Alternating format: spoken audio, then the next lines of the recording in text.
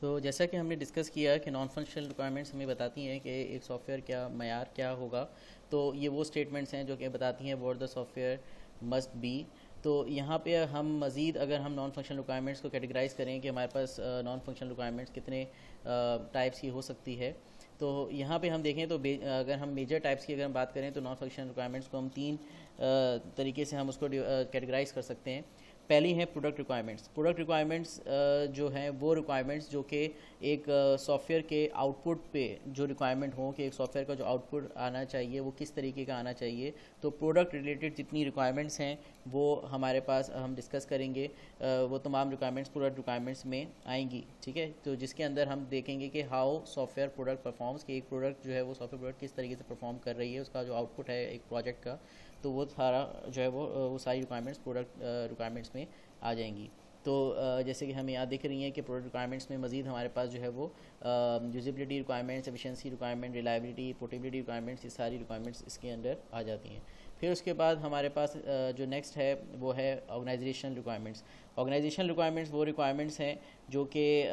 जिसके अंदर अगर कोई ऑर्गेनाइजेशन की कोई पॉलिसीज़ हैं, प्रोसीजर्स हैं किसी ऑर्गेनाइजेशन के, चाहे वो क्लाइंट ऑर्गेनाइजेशन हो चाहे वो डेवलपर ऑर्गेनाइजेशन हो, और वो कोई रिक्वायरमेंट अगर इम्पोज कर रही है तो वो रिक्वायरमेंट्स हमारे पास ऑर्गेनाइजेशनल रिक्वायरमेंट्स में आएंगी, जिसमें हमारे पास डिलीवरी रिक्वायरमेंट्स भी आ सकती हैं, इम्प्लीमेंटेशन रिक्वायरमेंट और स्टैंडर्ड रिक्वायरमेंट्स जो है वो इसका पार्ट होती हैं। देन हमारे पास हैं एक्सटर्नल रिक्वायरमेंट्स। एक्सटर्नल रिक्वायरमेंट्स वो रिक्वायरमेंट्स हैं कि कोई भी रिक्वायरमेंट जो कि हमारे सॉफ्टवेयर के प्रोसेस को या फिर हमारे जो भी सॉफ्टवेयर जो हम डेवलप कर रहे हैं उसको एक्सटर्नली अगर कोई भी रिक्वायरमेंट जो है वो अफेक्ट करती है तो वो रिक्वायरमेंट एक्सटर्नल रिक्वायरमेंट में आएगी, जिसकी सब टाइप्स अगर हम देखें तो हैं इंटरऑपरेबिलिटी रिक्वायरमेंट्स, एथिकल रिक्वायरमेंट्स और लेजिस्लेटिव रिक्वायरमेंट्स। तो अब हम जो है वो बारी बारी तमाम रिक्वायरमेंट्स के ऊपर जो है वो बात करते हैं। तो सबसे पहले हमारे पास आ रही है प्रोडक्ट रिक्वायरमेंट। तो प्रोडक्ट रिक्वायरमेंट में हमने देखा कि हमारे पास क्या है कि एक ओवरऑल जो इंटायर प्रोजेक्ट है उसका जो आउटकम है या जो भी हमारे पास प्रोजेक्ट मैनेजमेंट इनिशिएटिव हैं तो उसको देखते हुए जो भी उनका जो आउटपुट है कि एक प्रोडक्ट किस तरीके से कैसे परफॉर्म कर रही है,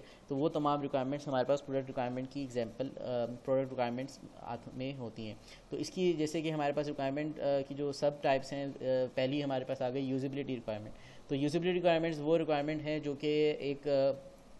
ईज़ ऑफ़ यूज़ को बताती है कि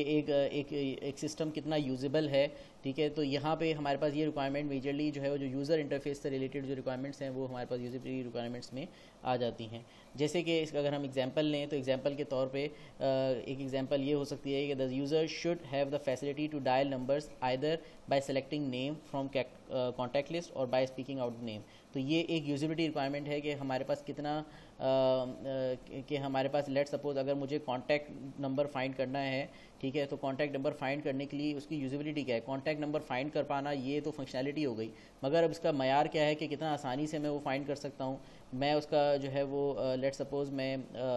किस तरीके से मैं नाम जो है कॉल करके जो है कोई कमांड उसको दे सकता हूँ। तो ये तमाम चीज़ें यूजिबिलिटी रिक्वायरमेंट्स में आ जाती हैं। लेट सपोज अगर आपको आपका जो फ़ोन है उसका जो पासवर्ड है, अब लेट सपोज फ़ोन का जो पासवर्ड है आप जो है वो बाय नेम जो है अपने फ़ोन को by speaking you can unlock your phone और by pattern password you can unlock your phone. तो हम किस तरीके से हम कितना आसान है, कितनी यूजिबिलिटी उसके अंदर इन्वॉल्व है। तो ये अगर हम देखें तो ये हमारे पास एक तरीके की यूजिबिलिटी रिक्वायरमेंट में आ जाएगा कि हम उसके अंदर ईज़ ऑफ यूज़ को हम जो है वो थोड़ा सा बताएं कि कितना आसान है एक सिस्टम को यूज़ करना। तो यहाँ पे जो हमने देखा कि यूजिबिलिटी रिक्वायरमेंट से मुराद क्या हो गया कि हमारे पास कितना ज़्यादा हम ईज़ प्रोवाइड कर रहे हैं। जैसे कि हमने देखा कि बाय हम जो है वो नंबर डायल करके भी एक कांटेक्ट हम निकाल सकते हैं, उसका जो नाम है वो भी करके सकते हैं, या फिर उसका नाम कॉल करके भी हम जो है वो किसी का नंबर मालूम कर सकते हैं। तो यह कोई भी हमारे पास रिक्वायरमेंट जो कि एक सिस्टम की कितना उसका ईज़ ऑफ़ यूज़ है, तो उससे तमाम रिक्वायरमेंट वो हमारे पास यूजिबिलिटी रिक्वायरमेंट में आ जाएंगी। देन हमारे पास एफिशिएंसी रिक्वायरमेंट है। तो एफिशिएंसी रिक्वायरमेंट जैसा कि इसके नाम से ज़ाहिर है कि हमारा जो सिस्टम है, सॉफ्टवेयर है, वो कितना एफिशिएंट है इन टर्म्स ऑफ परफॉर्मेंस या फिर स्पेस। ये दोनों रिक्वायरमेंट्स इसकी जो सब टाइप्स हैं अगर हम देखें तो परफॉर्मेंस रिक्वायरमेंट और साथ में स्पेस रिक्वायरमेंट, ये दोनों एफिशिएंसी रिक्वायरमेंट में आ सकती हैं। तो यहाँ पे हम ये रिक्वायरमेंट जो है वो कुछ इस तरह की स्टेटमेंट्स होगी जो हम बता रही होंगी कि किस तरीके से हम अपने रिसोर्सेज का एक ऑप्टिमल यूज़ हम जो है कर सकते हैं, या फिर हम कह सकते हैं कि हमारा सॉफ्टवेयर सिस्टम जब एग्जीक्यूट कर रहा है किसी चीज़ को, तो उस एग्जीक्यूशन की जो स्पीड है वो क्या होगी, उसकी परफॉर्मेंस, उसकी थ्रूपुट, उसका लेटेंसी, ये तमाम चीज़ें हमारे पास जो है वो एफिशिएंसी रिक्वायरमेंट में आ जाती है। या फिर हम कितनी मेमोरी जो है वो कंज्यूम कर रहा है किसी ऑपरेशन के अंदर, जो ऑपरेशन हम परफॉर्म कर रहे हैं उसमें जो मेमोरी कंज्यूम हो रही है, तो वो कितनी मेमोरी कंज्यूम हो रही है, तो वो भी हमारे पास एफिशिएंसी रिक्वायरमेंट के अंदर आ जाएगी। फॉर एग्जांपल, अगर हमारे पास कोई इस तरह की रिक्वायरमेंट हो कि the system should be able to operate at least 3 times faster than the existing system, तो यहाँ पे हम जो है वो बाकायदा एक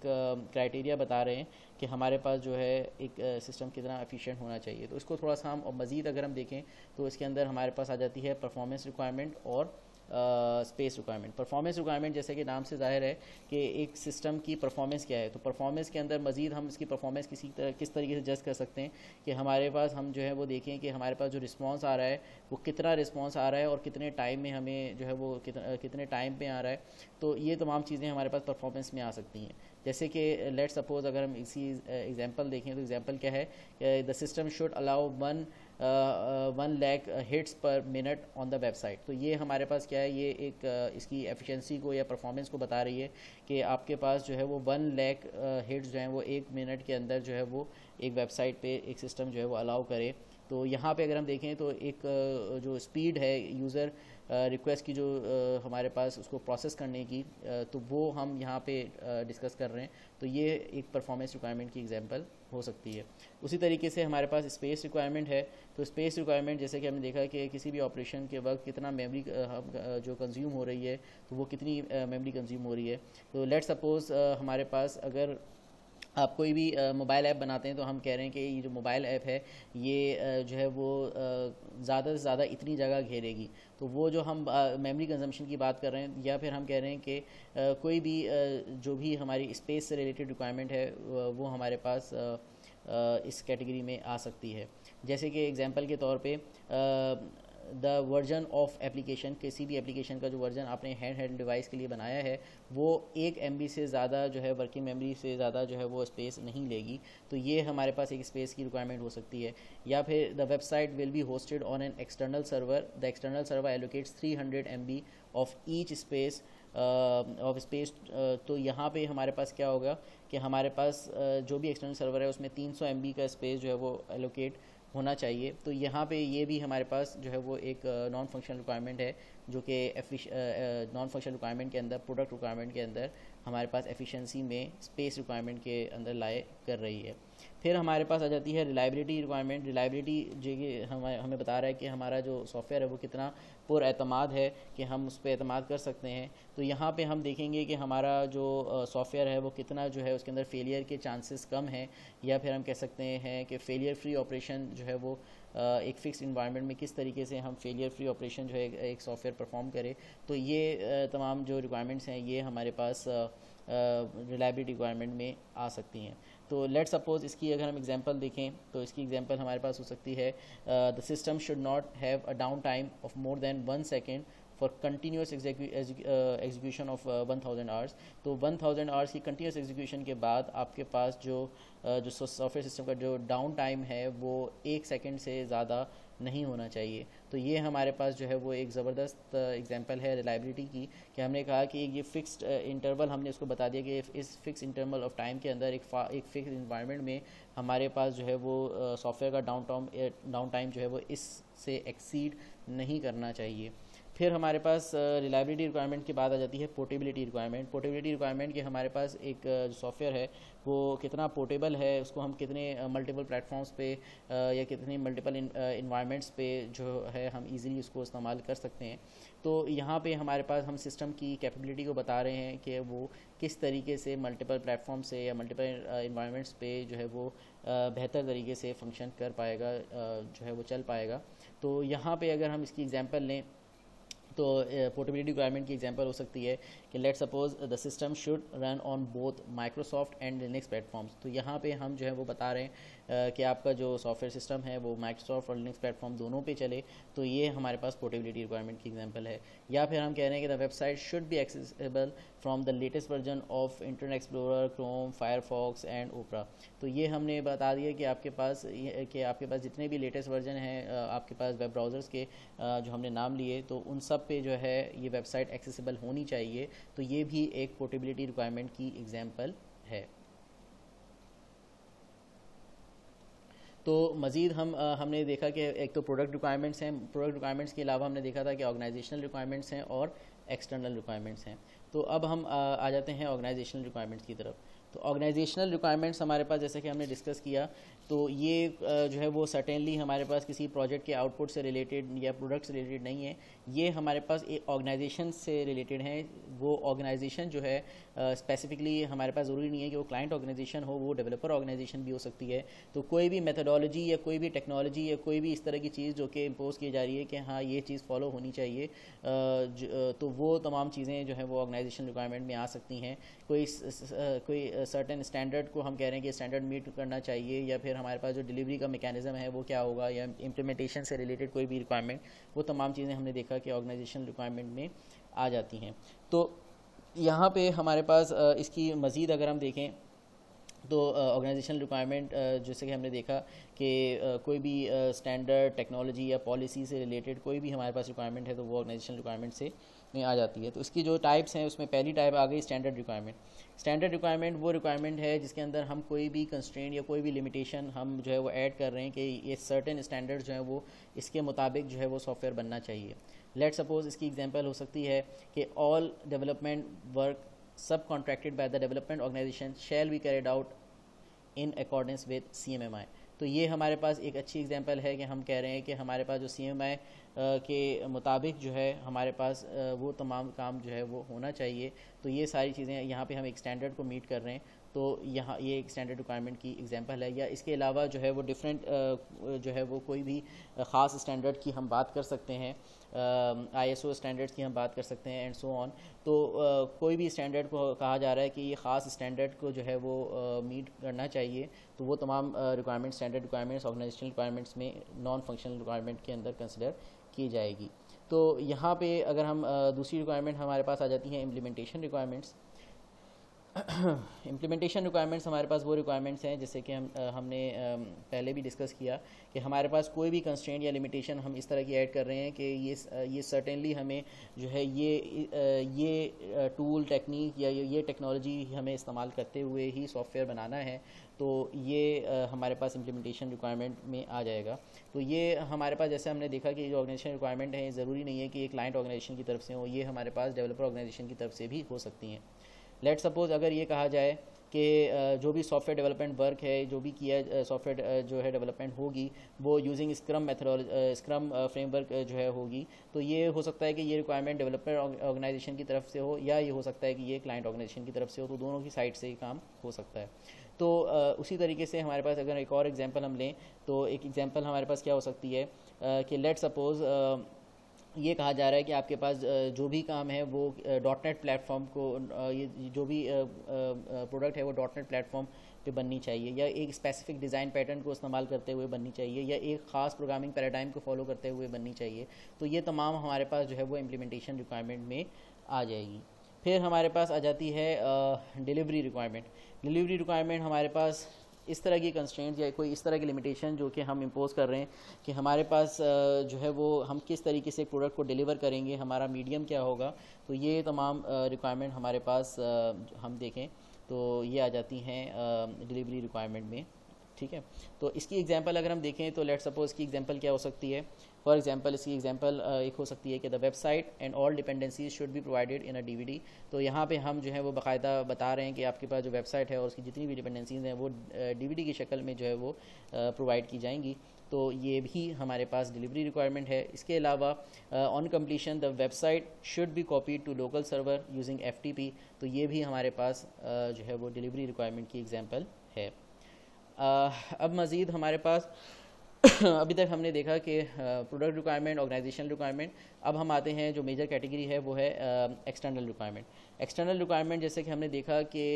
ये रिक्वायरमेंट भी हमारे पास कोई ऐसी रिक्वायरमेंट नहीं है कि एक विद इन दी ऑर्गेनाइजेशन कोई रिक्वायरमेंट हो, या फिर कोई ऐसी रिक्वायरमेंट नहीं है जो कि एक प्रोजेक्ट के आउटपुट को बताती हो। ये वो रिक्वायरमेंट्स हैं जो कि हमारे पास किसी अथॉरिटी या किसी ख़ास स्टेक होल्डर की तरफ से, एक्सटर्नल स्टेक होल्डर्स की तरफ से या फिर एक्सटर्नल अथॉरिटी की वजह से हमारे सॉफ्टवेयर प्रोसेस पे या सॉफ्टवेयर डेवलपमेंट पे कोई अफेक्ट अगर पड़ रहा है, तो वो रिक्वायरमेंट्स हमारे पास जो हैं वो एक्सटर्नल रिक्वायरमेंट का पार्ट हो सकती हैं। तो यहाँ पे जो चीज़ समझने वाली है वो ये है कि ये किसी प्रोजेक्ट के ख़ास आउटपुट की बात नहीं हो रही। यहाँ पे ये बात नहीं हो रही कि जो डेवलपमेंट ऑर्गेनाइजेशन है उसकी तरफ से कोई रिक्वायरमेंट हो या क्लाइंट ऑर्गेनाइजेशन की तरफ से रिक्वायरमेंट हो। तो ये रिक्वायरमेंट्स वो हैं जो कि एक्सटर्नल कैटेगरी में लाया करती हैं, जो कि कोई भी अथॉरिटी हो या कोई भी स्टेक होल्डर हो, जो कि अदर दैन दैट जो डेवलपमेंट ऑर्गेनाइजेशन और क्लाइंट ऑर्गेनाइजेशन के अलावा कोई भी अथॉरिटी या स्टेक होल्डर की तरफ से जो रिक्वायरमेंट है वो एक्सटर्नल रिक्वायरमेंट में आ सकती है। तो यहाँ पे अगर हम देखें तो हमारे पास जो रिक्वायरमेंट्स इसकी जो एक्सटर्नल एंटिटीज़ की अगर हम बात कर रहे हैं, तो एक्सटर्नल एंटिटीज़ में या एक्सटर्नल रिक्वायरमेंट्स जो आ रही होंगी एक्सटर्नल एंटिटीज़ से, तो उस हिसाब से अगर हम देखें तो इसकी मज़ीद जो सब टाइप्स हैं वो हमारे पास कौन कौन सी हैं। तो वो टाइप्स हमारे पास हो सकती हैं, इंटर ऑपरेबिलिटी रिक्वायरमेंट है, एथिकल रिक्वायरमेंट है, लेजिस्लेटिव रिक्वायरमेंट है, जिसके अंदर मज़ीद हम देखें तो प्राइवेसी रिक्वायरमेंट और सेफ्टी रिक्वायरमेंट जो है वो आ जाती है। तो यहाँ पे अगर हम देखें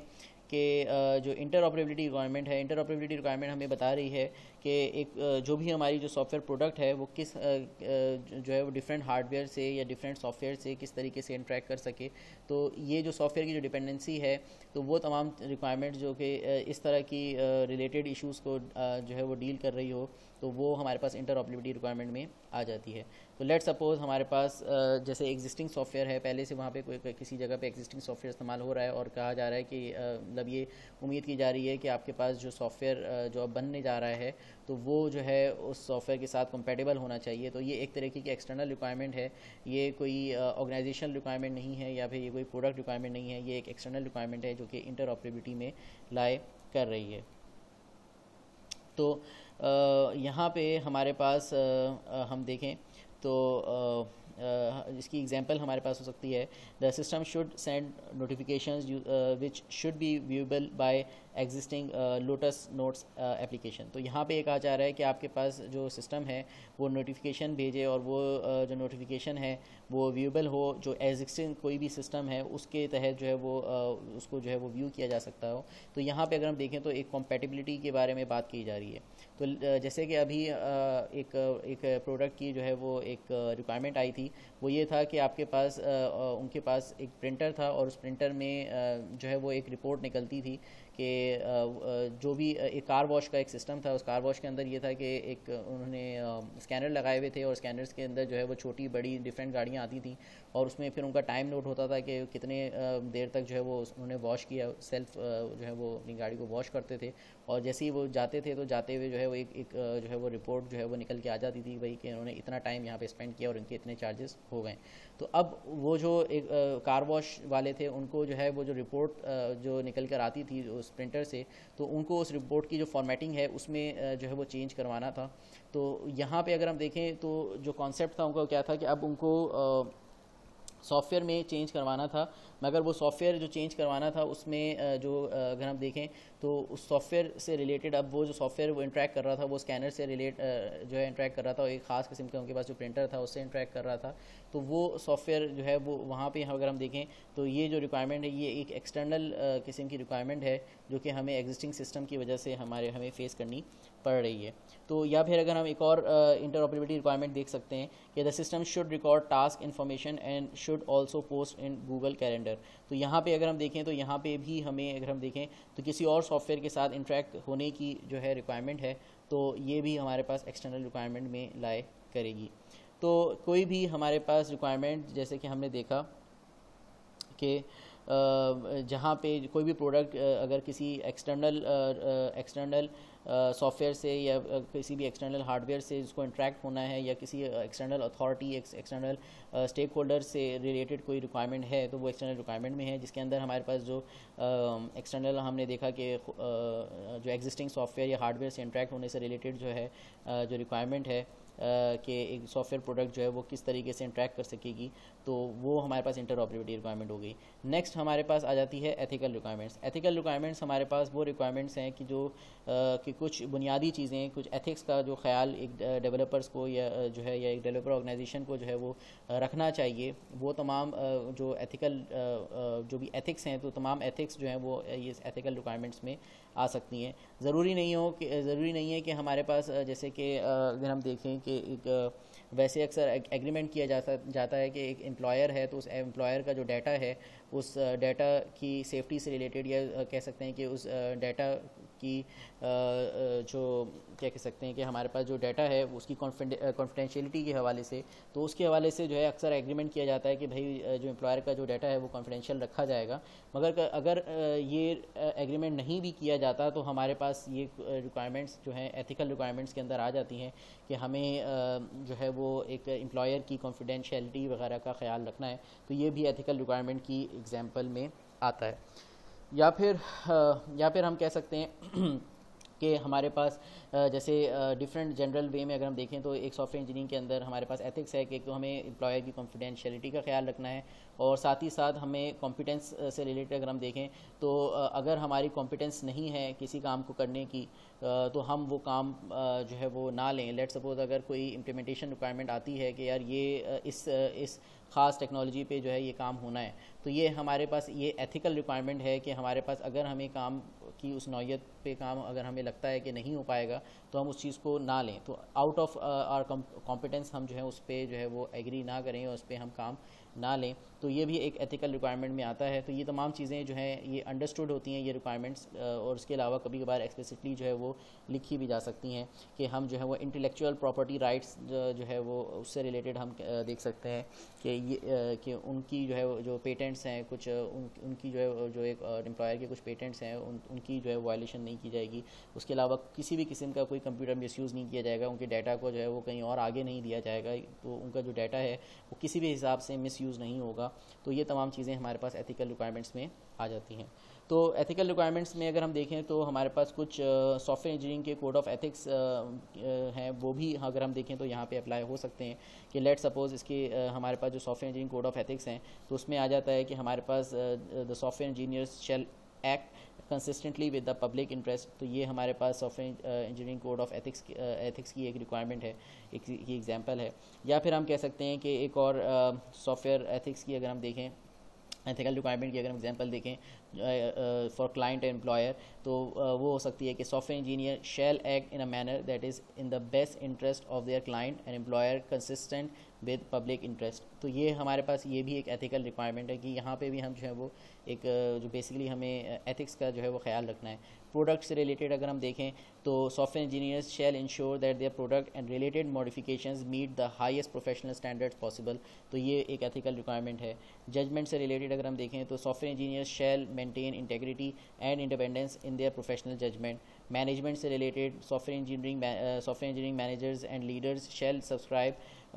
and promote an ethical approach to the management of software development and maintenance. Profession से रिलेटेड अगर हम देखें तो software engineers shall advance the integrity and reputation of the profession consistent with the public interest. या फिर जो colleagues हैं उनसे रिलेटेड हम देखें तो software engineers shall be fair to and supportive their colleagues. तो ये तमाम अगर हम एग्जांपल जो देख रहे हैं सारी जो है वो जो है एथिकल रिक्वायरमेंट्स का पार्ट है। या फिर सेल्फ से रिलेटेड अगर हम देखें तो जो एक software engineer shall participate in lifelong learning regarding the practice of their profession and shall promote an ethical approach to the practice of the profession. तो ये कुछ हमारे पास अगर हम देखें तो ये IEEE के जो है वो सॉफ्टवेयर इंजीनियरिंग के कोड ऑफ एथिक्स हैं। तो यहाँ पे अगर हम देखें तो ये कोड ऑफ एथिक्स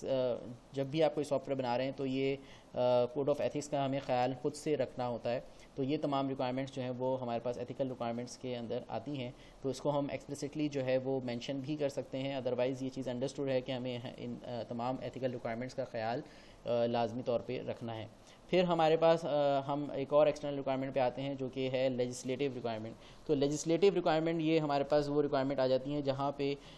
हमारे पास कुछ हद तक जो है वो फिर हम कह सकते हैं कि यहाँ पे जो है वो लीगल इश्यूज़ भी हमारे पास यहाँ पे हो सकते हैं। तो अगर अब हम देखें तो जिस तरीके से हमारे पास सॉफ्टवेयर इंडस्ट्री में जिस तेज़ी से काम हो रहा है, तो वहाँ पे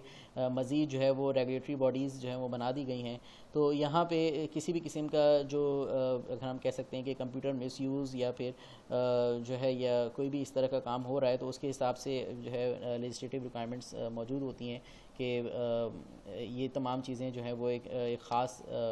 जो है वो एसओपी को फॉलो करते हुए तमाम चीज़ें होनी है। तो यहाँ पे मज़ीद अगर हम लेजिस्लेटिव रिक्वायरमेंट की एग्जांपल देखें तो उसमें हमारे पास आ जाती हैं कुछ प्राइवेसी रिक्वायरमेंट आ जाती हैं एंड देन सेफ्टी रिक्वायरमेंट्स आ जाती हैं। तो यहाँ पे जो प्राइवेसी रिक्वायरमेंट है, इससे मुराद हमारे पास क्या है कि हमारा जो भी डाटा है वो सिक्योर है, वो कितना सिक्योर होना चाहिए, एक सिस्टम में जो डाटा है वो कितना सिक्योर होना चाहिए। Let's suppose specially in banking sector के, अगर हमारे पास बैंकिंग सेक्टर में अगर हम देखें तो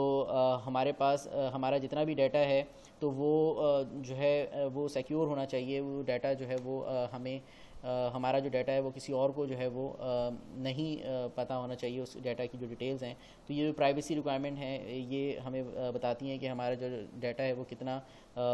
सिक्योर होगा। उसके अलावा सेफ्टी रिक्वायरमेंट्स हमारे पास आ जाती हैं कि जहाँ पे हम कह रहे होते हैं कि एक सॉफ्टवेयर सिस्टम के अंदर जो है वो मेल फंक्शनिंग ना हो जाए, तो उससे रिलेटेड हम जो है देखें तो वो तमाम रिक्वायरमेंट्स के कोई मेल फंक्शनिंग नहीं होनी चाहिए। तो उससे रिलेटेड जो भी रिक्वायरमेंट होंगी वो